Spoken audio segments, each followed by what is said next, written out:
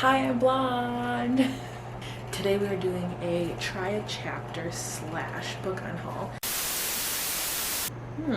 A mystery. Why did I buy this? Murder?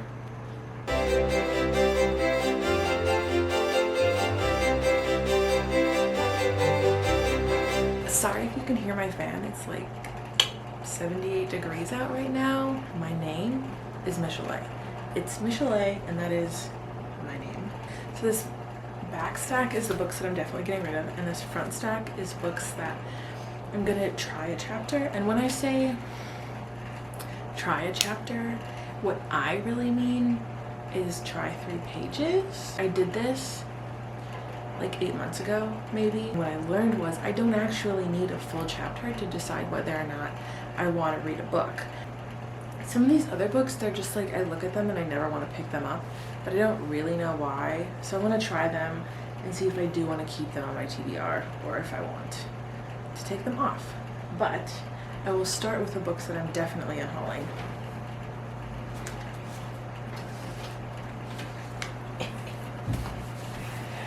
Ta-da! This first one, which if you've seen any of my videos, I'll pop this one up too. Rant review incoming. I hated this book. This book was so problematic in so many ways, so I'm getting rid of it. This I've been holding on to for a while because I had this expectation that I was gonna like Adam Silvera. I don't normally buy more than one book from an author when I've never read them. That's not something that I do. But for whatever reason, I don't know if it's because this was cheap. I think I got this at like Half Price Books or something, that I bought it before having read anything. So I had this and then they both die at the end. And I tried They Both Die at the End and I DNF'd it at 50 pages because it was awful. And so now I kind of hate the idea of reading any more Adam Silvera. I'm not saying it's a good decision that I'm not going to give him another chance, but it is a decision that I'm making, so I'm taking this off my TBR.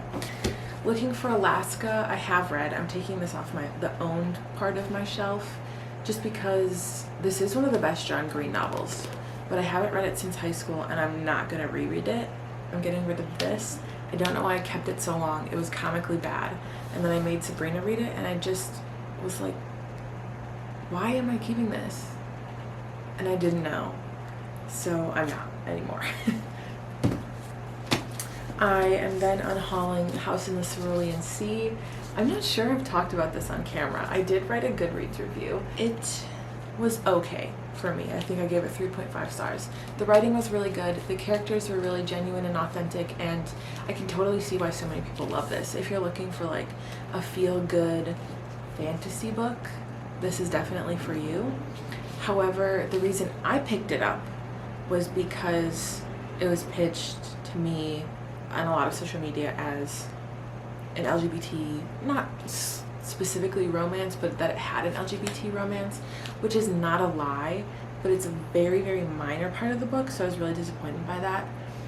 And I also, it meanders a lot. Not a lot happens, which is fine, but I liked it but didn't love it, so I'm getting rid of it. I am also then getting rid of Juliet Takes a Breath. This was a gift, so I feel really bad getting rid of it, but I just don't want to read it again because it's a YA. I kind of hate that because it's bi rep, which I haven't read much of, but I never want to pick this up. And not even, I don't want to pick it up, but the thought of picking it up makes me go, ugh. And I really don't know why. It's nothing about the book. Maybe it's that it's bright yellow. And then the last book that I'm for sure unhauling, because there is a world where I keep all those books, although I hope that's not the case, is The Two Lives of Lydia Bird. This I also have not read. This I bought, it's not that long ago, maybe 6 months. And for the life of me, I can't remember why. I just sort of hate this concept of like what could have been, so there's another really popular book right now that I cannot remember the title of, but, oh, The Midnight Library, where she gets to see how all these different choices, if she would have made a different one or something, I don't know, whatever. I don't like that. Now, we're gonna see how long this takes. I'm gonna start trying the books, and I'm just gonna leave the camera on because, like I said, I'm literally only gonna try 2 or 3 pages. Unless I get stressed out that you're like watching me, then I'll turn the camera off. So I'm gonna start with Lincoln in the Bardo by George Saunders.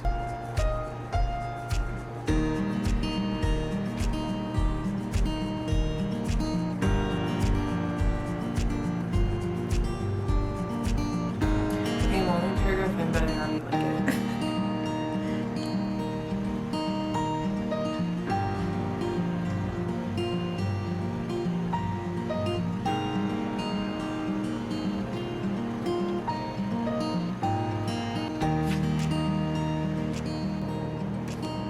I think I was so confused about what this book was about. Like, I think I actually didn't know anything about this book. I am really intrigued by the structure of this. Like, this is what it looks like. And okay, I'm gonna be honest, I only actually read 1 page. But you know what? It's my TBR and I get to decide what goes on it. And this I'm keeping. Put like a little ding ding ding check mark for Lincoln in the Bardo. Okay, then we're gonna do Both of Me by Jonathan Friesen. This one I don't even know when I got this, and I'm really good at remembering when and how I acquired books, and I've no idea. At the very earliest, 2014 is when it came out. This I'm a little bit hesitant about because Elias, it's like a romance, and Elias has dissociative identity disorder. Entangled, and it's like a love story between this one girl and both of his identities. My immediate hesitancy is I've never personally heard of somebody with dissociative identity disorder that only had 2 identities, and so I'm really worried that it's going to misrepresent that, especially because of the traumatic reasons that I know dissociative identity disorder arises. And from this description, hold on. The odd, paranoid, artistic, and often angry Elias. And then the kind, sweet, and soon irresistible Elias who greets her at the door. I don't know. Okay, that's the point of this. I'll read a couple pages. And it's kind of short. Oh no. Part 2. Clarita. Part 1 is Clara. Part 2 is Clarita. That's sus.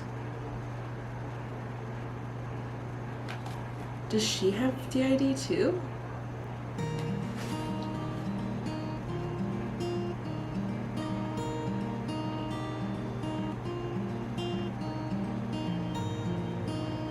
The young fellow crumpled his McDonald's bag and leaned over the table. Oh, sorry, young fool. I don't know why I jumped back up to that time. I'm confused.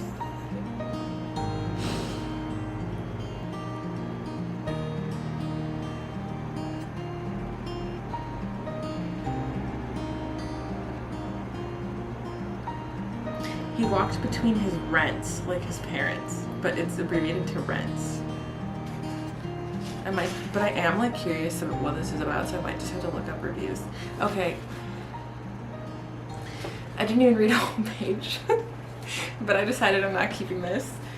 So okay, next we have The Daughter of Mars by Thomas Neely. First of all, it's like kind of really weird to me when authors' names are bigger than the title on the book. I mean, go you did that work, but still. Oh, Schindler's List. Is that why I bought this? So the reason that this is in this pile is because I've had it for a while. And whenever I read The Daughter of Mars, I always think it's a YA sci-fi. And that's exciting to me. And then I always realize that it's not. Punctuation used in this narrative might seem occasionally eccentric, but is designed to honor that of the forgotten private journals of the Great War.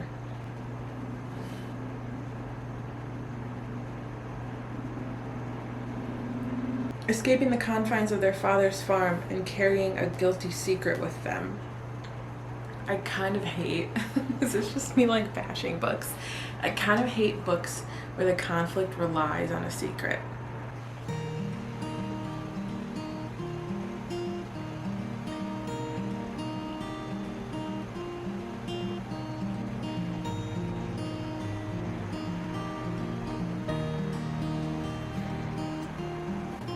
I read 3/4 of a page.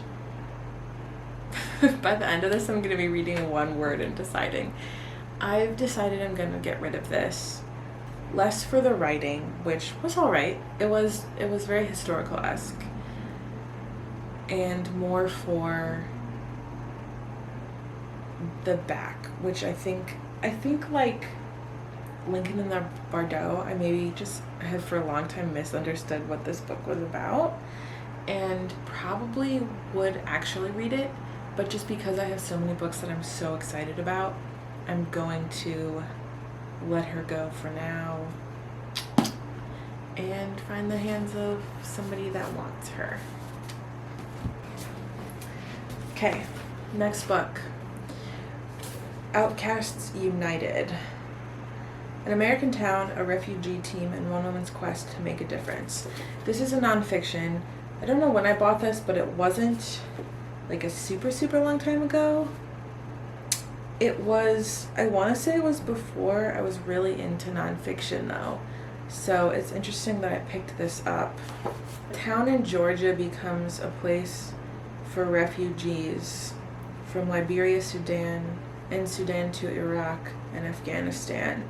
But the story is about one woman, a white woman,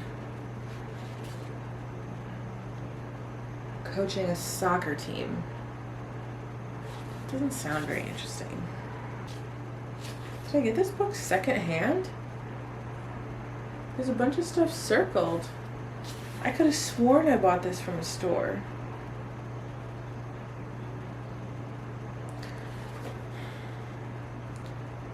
Who's the author of this? Warren St. John. What is your authority to write this, sir? I'm not gonna lie, I've already decided, and I kind of already decided before I opened it. I feel a little guilty about this one because it's a nonfiction and it's about refugees. I'm gonna see if I'm gonna be less guilty if it's written by a white guy. Oh yeah. Alright. So this is Forever a Year by V.T. Gottfried. I have had this one for a while too, and I think it might be a YA romance, which I'm always hesitant about. Romances in general, I'm really critical of because they take a lot of conveniences, like a lot of liberties, to make the story work that I just don't personally appreciate, because I don't want to suspend my disbelief, whereas like I know that's what a lot of readers want, but that's just not me. And then you take it into YA and then you don't even get the smut with it. So it's like, his name's Trevor. I don't know, that Trevor sounds like a dick.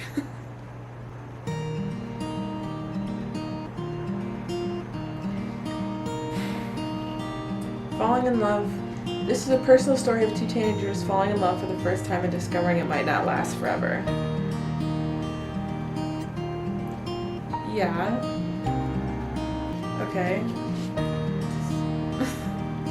Does it need to be 427 pages? I feel like you can probably pinpoint in each of my talking about the books before I actually open them up, and I've already decided I'm not going to be reading this. I'll give it a chance. Part 1, Strangers for a Week.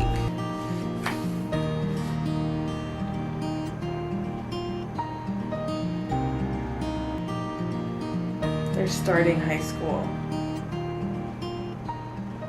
That's 14. It's already got a very tweeny voice, which I think is not for me at this time. So, another one bites the dust. Okay. Then we have, wow, what the heck is up? What They Tell Us by Martin Wilson. This I got at least 4, possibly as many as 6 years ago. I went with a friend, actually the friend that was in my last video, Natalie. We went to college together and we walked to the library, the city library one day, and I don't think we walked, no. I don't know if we went because it was having a sale or we just happened upon it having a sale.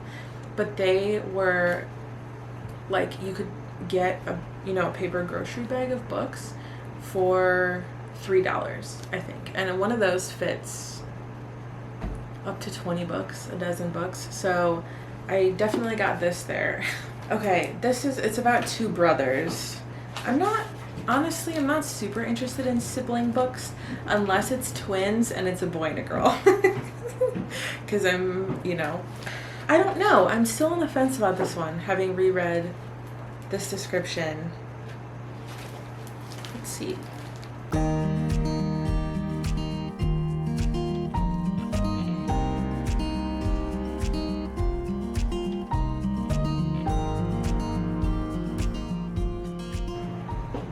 Tell you this, I'm 2 pages in and I'm still not sure yet.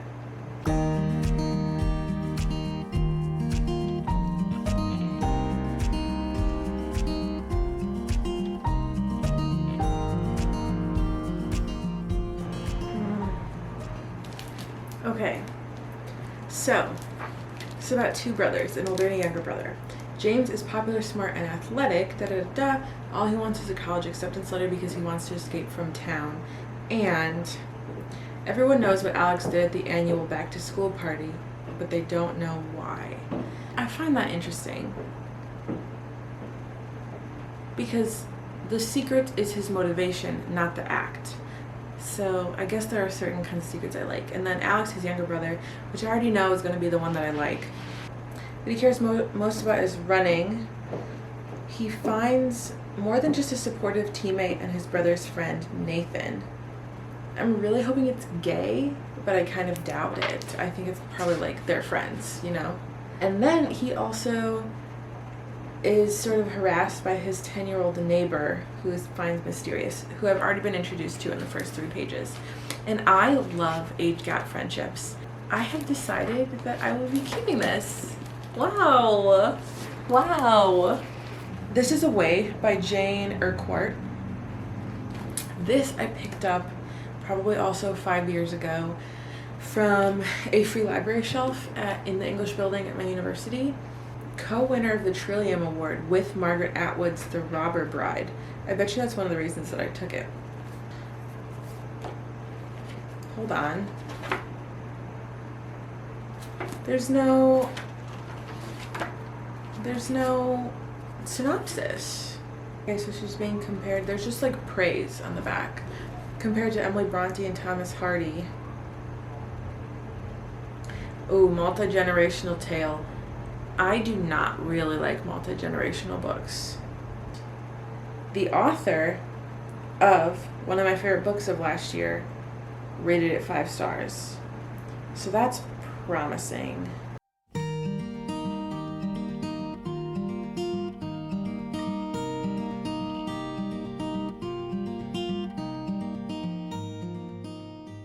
No, I think I was right about this being somewhat classic-y.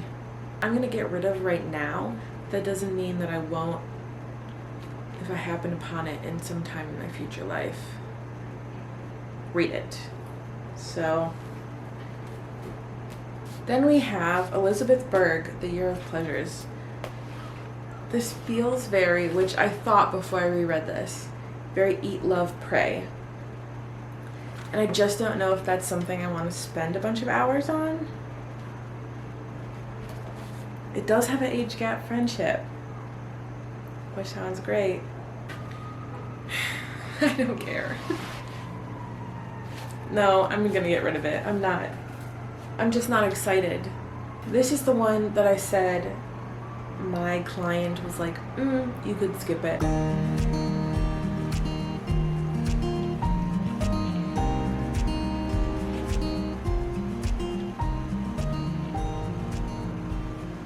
Okay, the painting is called The Lady and the Unicorn, and I think it's written from the perspective of that painter. I liked the writing, which I liked when I read her last book, so I'm gonna keep this. Okay, 4 left. This is The Summer We Fell Apart. It looks like I got this sometime after August of 2014, since that's when they got the book in. This is a romance, I think. It's not a romance. I don't know where I came up with that. Okay, the children of a once brilliant playwright. Probably why I picked it up. Why did I buy this? Honestly, I'm not even gonna read the pages. I'm just gonna dump it. There you go. So, The Secret of Lost Things by Sheridan Hay. This book, this might be one of the books I've had for the longest times. It's possibly been 10 years since I got this. At 18, Rosemary arrives in New York from Tasmania with little more than her passion for books and an eagerness to explore the city she's read so much about.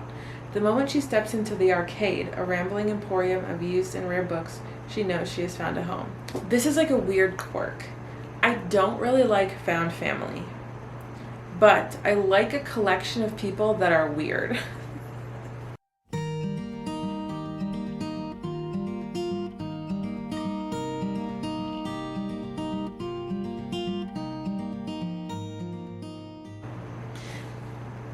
I'm gonna be real, I decided half a page ago that I'm gonna keep it.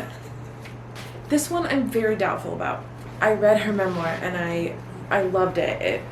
It was awesome and I really related to it, and she wrote a fiction book and that's what this is, so I bought it. But I think I started it once and I didn't get very far. She's forced to question how much she really knows about love, friendship, and well-meaning advice because she writes an advice column. So I'm just not super thrilled.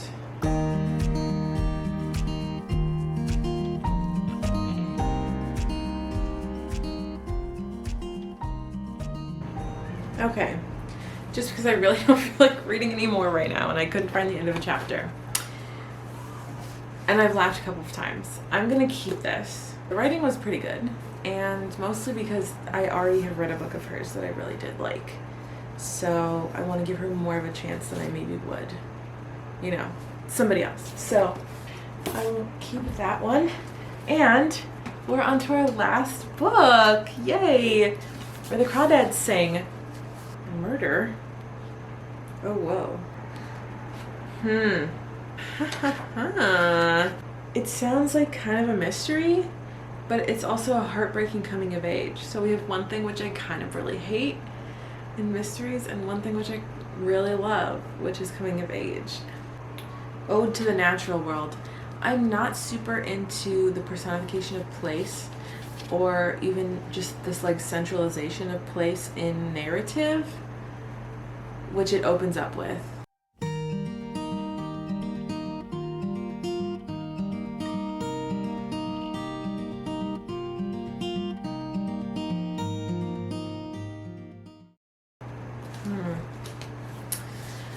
For a second, I forgot that I was recording. I'm gonna keep this. This sounds really good. I don't know. Yeah, this just sounds really good. I am keeping 6 books and I'm getting rid of 8. That is a lot. That's a lot that I'm getting rid of. Thank you for joining my unhaul. Okay, bye.